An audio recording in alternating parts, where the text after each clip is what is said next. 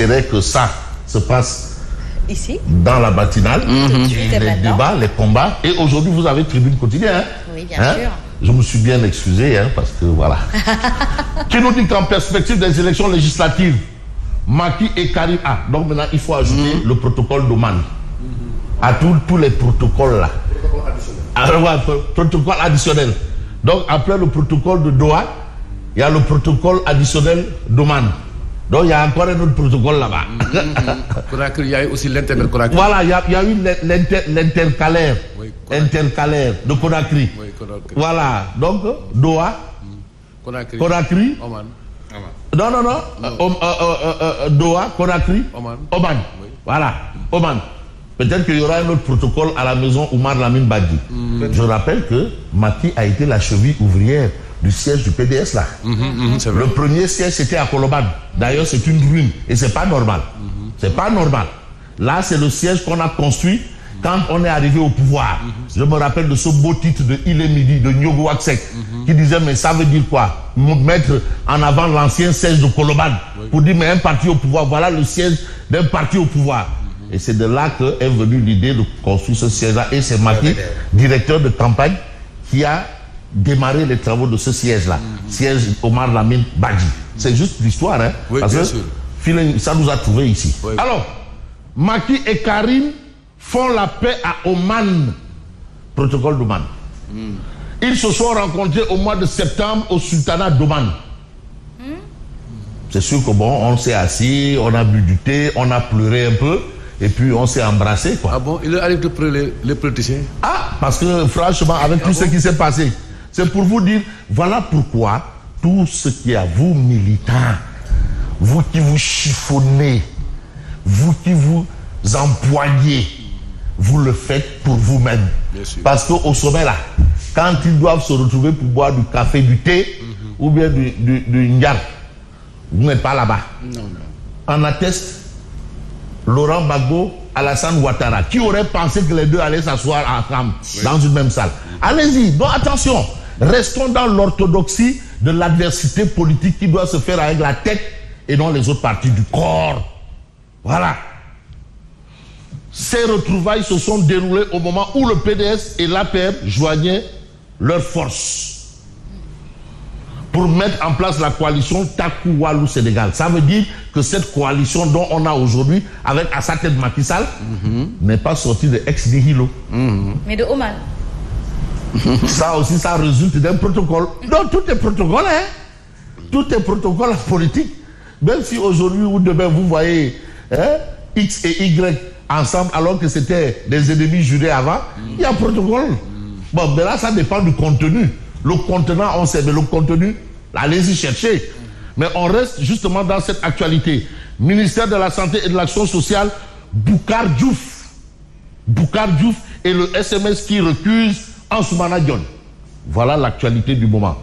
Ansoumana Dione. Et là, je crois que là, c'est à la sortie d'une audience avec le président de la République parce que les marches, là, je reconnais les descentes là. La descente là. Bon, selon Thierno Alassane Sall, c'est Sonko Ousmane du passé qui s'oppose maintenant à Ousmane Sonko du présent. Souvent dans ce cas de figure on dit que donc il a même peur de se regarder dans la glace lui-même, ou bien il a peur de regarder dans le rétroviseur. Donc c'est une psychose, c'est une psychose, c'est-à-dire c'est des fantômes et donc tu es ton propre fantôme. C'est un peu ça. Ce sont des dérivés. Non, je n'invente rien. C'est pas que je qualifie. Parce qu'il y a des gens qui comprennent absolument rien. Quand on dit que tu es ton propre fantôme, ça veut dire que tu es ton propre problème. Si tu manques de sommeil, c'est toi-même. Donc, quand tu dors là, tu ne vois que toi. Tu es ton propre fantôme. Alors là, c'est un peu dans ce sens que Thierno Alassane Sall a tenu à expliquer qu'en réalité, c'est le Sonko d'hier, d'aujourd'hui qui s'oppose au Sonko d'hier. Et vice versa. J'insiste bien. Et vice versa. Alors, on reste avec Tribune qui nous parle donc des nouvelles de Diegui Diop. Diegui Diop. Bon, maintenant, il faut comprendre qu'il y a deux volets. Hein. Il y a l'un qui disait dans une œuvre musicale, on est arrivé à un niveau qui quoi, nous rap condamné. Maintenant, l'un ne rappe plus, ne condamne plus, mais il y a un autre quand même qui est resté dans le bois. Au moins, on l'a vu pour dire que non, attention, faut pas qu'on retourne dans le passé. Vraiment. Bon, il faut comprendre que c'est Y'en a marre. Et ensuite, il y a un répondant de Y'en a marre aussi, hein. C'est France Dégage. Bon, maintenant, je ne vais pas aller plus loin. Parce que chacun joue pleinement sa partition. En tout cas. Voilà, parce que là, vous savez, les questions d'Occident et autres, patati patata. Bref, en tout cas, Diegui Diop et compagnie ont fait l'objet d'un retour de parquet. Retour de parquet. Mais vous avez déficit budgétaire, ouverture du campus social, l'intersyndical des travailleurs du coude rassure les étudiants. Ça, ce sont des informations à ce niveau. Mais à quel niveau on va peut-être voir de l'actualité? C'est peut-être à un autre niveau, à un niveau aussi important que cela soit, c'est le public. Tradition républicaine. Macky tient toujours à son code d'honneur, parce que chez les présidents, un code d'honneur. Honneur à la patrie, on nous tue, on ne nous déshonore. Ça, c'est chez les hommes qui servent sous le drapeau. Mais ici, le président a un code d'honneur. Stop à la manipulation de presse. Macky n'a pas peur. Diomaye et son panique depuis qu'il est tête de liste. C'est ce qu'a dit Yoroya. Depuis qu'il est tête de liste, Diomaye et son ne dorment plus du sommeil du juste. Parce que quand même, une autorité ne doit jamais paniquer. Ah non, quand on est une autorité, on doit même attendre la tempête avec les mains dans les poches. Alors, Macky Sall respecte une tradition qui, depuis Senghor, consistant à rester à l'étranger pour ne pas gêner son successeur. C'est un avis. Mais lui, il n'est pas allé hors du continent. Lui, il est resté dans le continent. Et à un jet de pierre quand même de Dakar. Et dans un pays considéré comme un pays frère. Parce que, je me rappelle, feu roi Assad II disait, la Mauritanie, c'est un pays voisin, mais le Sénégal, un pays frère. Non, ça, c'est de l'histoire. Non. Il y a même certaine histoire qui dit que les frontières du Maroc s'étendent jusqu'aux rives du fleuve Sénégal. Il y a le parti Istiqlal au Maroc qui défend cette thèse. Ah, vous voyez. C'est pourquoi en 2016, le roi du Maroc avait tenu le discours du trône, symboliquement à Dakar, marquant son retour dans l'Union africaine. Absolument. Voilà. Et son retour à l'Union africaine à Dakar. Oui. Mais attention, donc il y a des choses qu'on ne peut pas les gommer comme ça. Alors, c'est pour cela quand on a une réaction d'une haute personnalité contre la couronne marocaine, bon, on peut peut-être dire, mais qu'est-ce qu'il y a? Comme Titi l'a chanté, dire, mais qu'est-ce qui se passe? Alors, le pouvoir doit faire preuve de sérénité. La peur est mauvaise conseillère. Attention, quand on a peur, on perd ses neurones, on perd ses nerfs, et on ne se contrôle plus. Et quand on est une personnalité, on ne devrait pas arriver à cette situation. C'est un peu dans ce sillage qu'explique le journal Le Public. Mais ce que rend public le journal, quoi, on va prendre peut-être un quotidien nommé L'Évidence, c'est la situation de Dakar Demdik. Hassan Beng décèle une grosse mafia. Dakar Demdik. Sur 100 receveurs, 20 ne reversaient pas l'argent collecté. Au nom de quoi? La société DDD est confrontée à une dette de 4,9 milliards de francs CFA et une masse salariale insoutenable. Bien entendu, voilà la situation. Cheikh Bamba Dièye fait réaliser une économie de 63 milliards. Ça, c'est L'Évidence quotidienne. Voilà. Mais si on peut peut-être faire un petit clin d'œil, dans le Allah Wahidou Boumagamak, on le connaît. Hein? Pierre. Allah Wahidou Boumagamak. Ndeysaan. Cheikh Ablaye Dièye. Boumagamak. Un vieux charismatique. Oh! Mais je dis, mais Asma, mais le landau politique sénégalais là. Ah non, il y avait des gens qui avaient de l'autorité. Beaucoup ça. Cheikh Ablaye Dièye, Allah Wahidou, Ndeysaan. Tu avais les Landing Savané. Très véridique. L'alternance ou la mort. L'alternance ou la mort. Nous vaincrons. Landing Savané. Oh non, mais c'était. Mais non, mais Djiboleitika. Le changement, mais dans la continuité. Même quand on avait une position, on essayait de l'enjoliver. Mais c'est ça. On l'enjolivait. C'est ça. Je suis pour le changement, mais dans la continuité.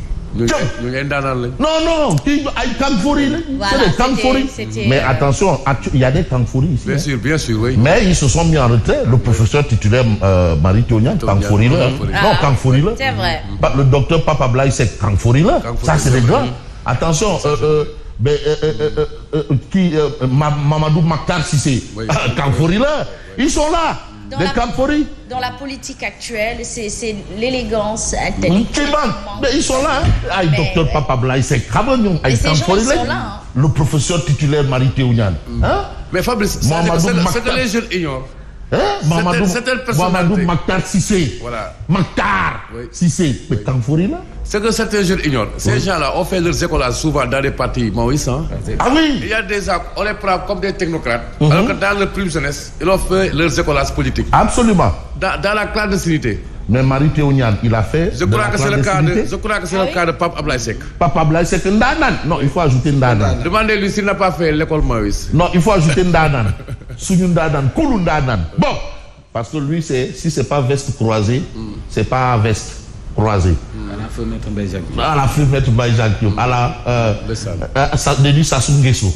Alors, législative anticipée. Non, parfois il faut faire cette digression pour permettre aux gens de comprendre ce qu'il y a lieu de comprendre. Malheureusement, maintenant c'est la chienlit, c'est la castagne, c'est la Bastille, c'est la chiffonnerie, on est au ras des pâquerettes. La racaille. Comme disait Sarkozy, vous voulez que je vous débarrasse de cette racaille. Les émeutes de la banlieue. Je vais vous débarrasser de cette racaille. Mais Fabrice Nguema, ces gens aussi qu'on indexe quelque part, c'est peut-être le trop de frustration ingérable, peut-être pour eux-mêmes, qui peut-être les pousse à cela. Non, on ne parle pas des populations. Pour les populations, on peut comprendre leur puissance. Mais là, une certaine classe politique. Ouais, l'élite. Mais les populations, les jeunes, on comprend. Non, je ne parle pas des populations, je dis c'est certains gens. Parce que les jeunes, la population qui était derrière ces gens, ont subi par ces gens, parce que ces gens ont subi. C'est peut-être ça aussi. Ils ont reçu une frustration, on va oublier l'histoire. Dans notre jeunesse, je vous parle d'une télé. Les Sénégalais me coûtent, si je mens, on peut me démentir. Nous, quand on était au lycée, ce qu'on a fait, la moitié en termes de bravoure, de courage, ces gens-là ne l'ont pas fait. Mais on était polis, on n'était pas des manipulateurs, des menteurs, des vulgaires, paroliers. Vous voyez? C'est ça le problème. Des chaudes d'appât. Des chaudes d'appât. Nous, on nous torturait. Et quand on sortait, on respectait l'autorité. C'est ça. J'ai fait le lycée Albert Ndiaye. Tous ceux qui me suivent, si je m'en dites-le. 2 arrestations, des tortures, une exclusion du lycée. Mais toujours on respectait l'État, on respectait l'autorité. Donc vous n'étiez pas des chaudes d'appât. Mais bien sûr. Voilà. Alors, législative anticipée. Une élection, 2 duels. Vous avez un duel ici et un duel là. Macky, Amadou, Sonko, Barth. 2 duels. Ça, c'est la vie de l'île quotidien. Permettez-moi de saluer quelqu'un qui nous admire beaucoup, Abdelkader Duhane, justement de Réuni Comcom. Non, vous savez, moi, je ne regarde dans les télés sénégalaises que 2 émissions. Réuni Comcom et Ngelmak. Bon, il y a une 3e émission, ce sont les grandes gueules. Voilà, les grandes gueules réunies comme. Ouais, il y a Dof. Ah, mais c'est Zik FM qui a amené le jingle. Il y a Dof there. Il y a Dof there. Il y a Dof there. Il y a Dof there. DJ Joe. Il y a Dof there. Et d'ailleurs, même les affiches de Zik FM dans Dakar, c'était toujours qui. Il y a Dof there. Ah, waouh. Mais tu sais, être fou. Le fou est fou pour celui qui le traite de fou. Voilà, c'est aussi un signe. Galilée, on l'a traité de fou. Galilée, bien sûr. Et on l'a traité de fou quand il disait que la terre était ronde. On l'a jugé, il a accepté. Corruption à la jeunesse. Et il est sorti en disant, mais pourtant elle est ronde. On l'a dit non. Mais finalement, l'histoire lui a donné raison. Oui, c'est vrai. Attention. C'est pourquoi Héraclite disait, l'intellectuel sort toujours diminué de la foule. Voilà. Alors, scandale, docteur Cheikh convoqué. Mais on va peut-être convoquer l'actualité sportive, Dakar Times, Pape Thiaw. Et vous avez Dakar Times qui titre Thiaw Sakhir. Beau titre. Ouais, Thiaw Sakhir. Le Thiaw Sakhir. Pour rendre hommage à Pape Thiaw, qui, en tout cas, nous a servi quand même un score soviétique.